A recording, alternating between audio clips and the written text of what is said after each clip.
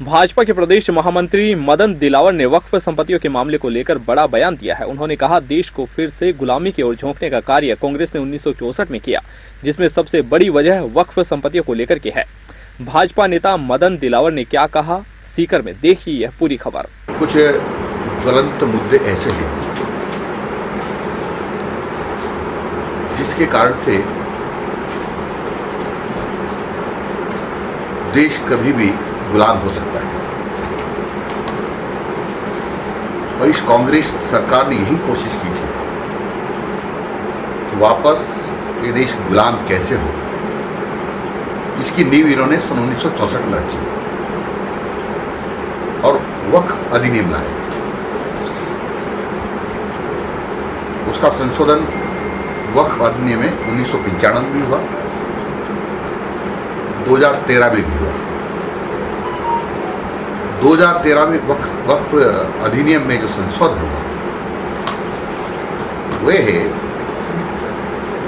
कि वक्फ बोर्ड में जो सदस्य होंगे उनमें से कोई भी 2 सदस्य ये मान ले कि वक्फ की संपत्ति है तो उनके रिकॉर्ड में वो इंदराज कर सकते हैं और जिला कलेक्टर को कह सकते हैं कि इस संपत्ति को खाली कर दीजिए। उनको किसी प्रकार की साक्ष्य देने की जरूरत नहीं है। उनमें कौन कौन सी संपत्ति आती है? एक तो वो संपत्ति जो मुस्लिम होते हुए किसी ने दान की है, दूसरी वो संपत्ति जो मुस्लिम तो नहीं है लेकिन दूसरे मत को मानने वाला है परंतु वह इस्लाम का ज्ञाता है, वो भी दान कर सकता है। तीसरा है धार्मिक विधि से या दान की विधि जो मुसलमानों की होती है उससे यदि वहाँ कोई क्रियाकलाप करते हो तो वो भी संपत्ति उनकी हो जाएगी, जैसे कि कब्रिस्तान, ईदगाह, मस्जिद, या कहीं भी उन्हें एक बार नमाज पढ़ ली है तो, या कहीं भी उन्होंने मजार बना ली है तो, या कहीं भी उन्होंने मुर्दा गाड़ दिया है तो वो सारी की सारी संपत्ति और वक्फ बोर्ड की हो जाएगी।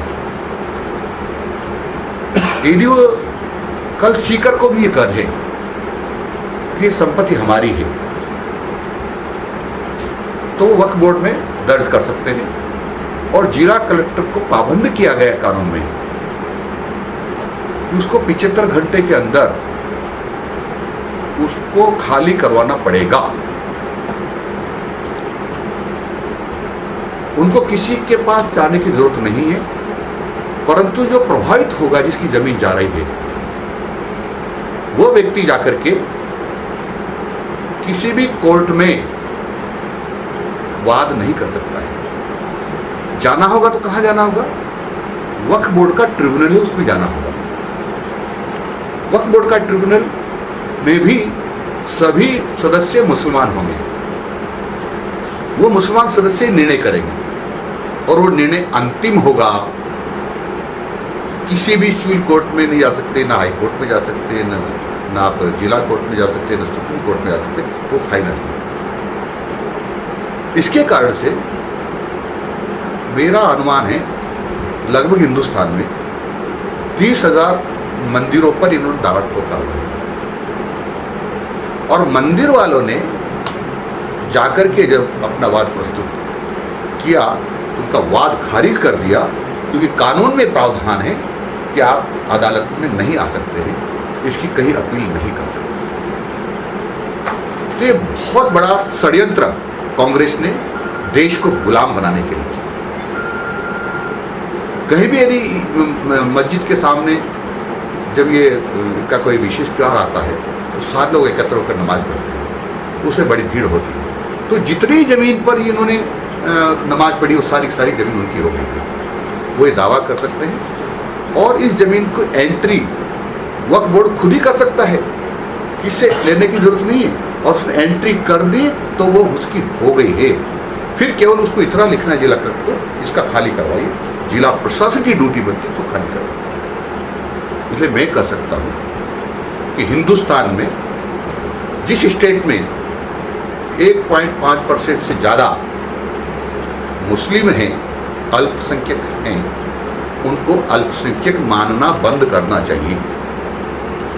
और जो अल्पसंख्यक के आधार पर अल्पसंख्यक मान करके जो सुविधाएं दी जा रही है उसको भी बंद करना चाहिए।